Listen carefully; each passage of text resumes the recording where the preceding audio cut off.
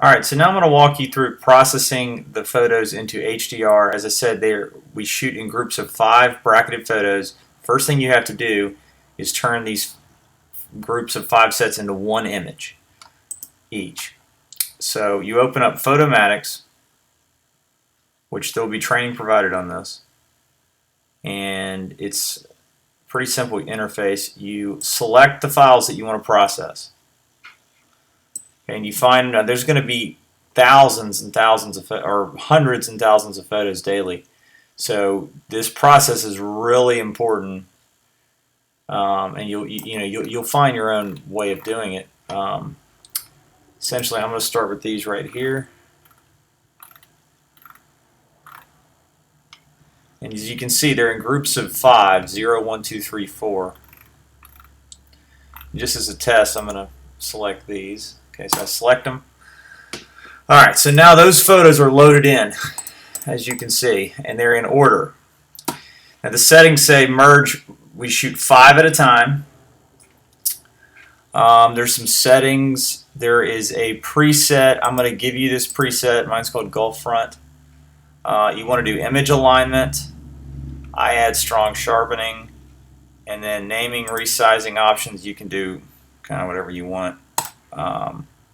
But the bottom line is you just got to merge these to HDR. So when you're done with all these, this right here, you can save it, where you want it. Subfolder within source folder is usually a good bet. So anyways, you hit run, and you can watch the log. Now it's going to start working, and it usually takes about 20 to 30 seconds per set. So this is something you'd want to do first thing, process them, and then maybe go get something to eat or take a little break or something and come back and they'll be done. So this is the first thing before you can even begin editing the photos. So I'm going to pause now. I'm going to pause the video and I'm going to let it process.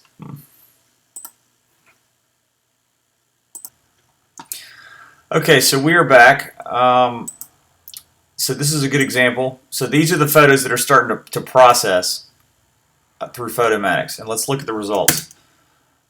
Alright, so this first one is just the slate, but as you can see that's 4 blended into 1. But this is the beginning of the photo set, so you know this is a new restaurant. Alright, let's go to the next one. Alright, so there's the entrance, and it's blended to HDR.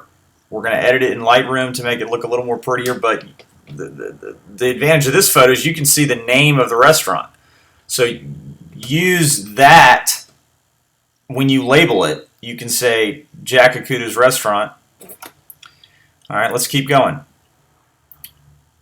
Alright, now this is an example of how powerful HDR is. This is why we shoot HDR. So you can see inside, outside, it's just a beautiful, well-lit photo, similar to the way the eyes, human eyes work. This is how our photographers shoot, mainly because people need to see what the restaurant looks like. Sometimes the photos are going to be blurry, and that's okay. Just do your best.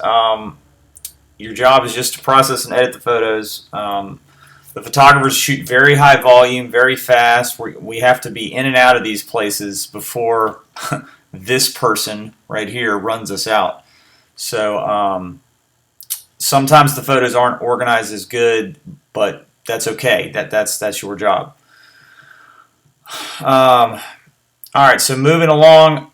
Okay, so finally, this is when you see the next slate card, you know that, okay, we're moving into a new restaurant.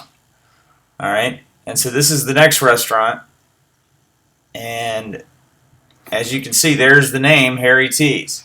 But if you can't find the name, you can always use these GPS coordinates to locate it. So the main job is organization. Before we even get into editing and all that stuff, you need to organize the photos, you need to label them. This is what this restaurant looks like, and this is important. I mean, this is the main essence of our app, is people being able to see what these restaurants look like, and that's why we send professional photographers around. But we need professional editors to edit and organize the photos.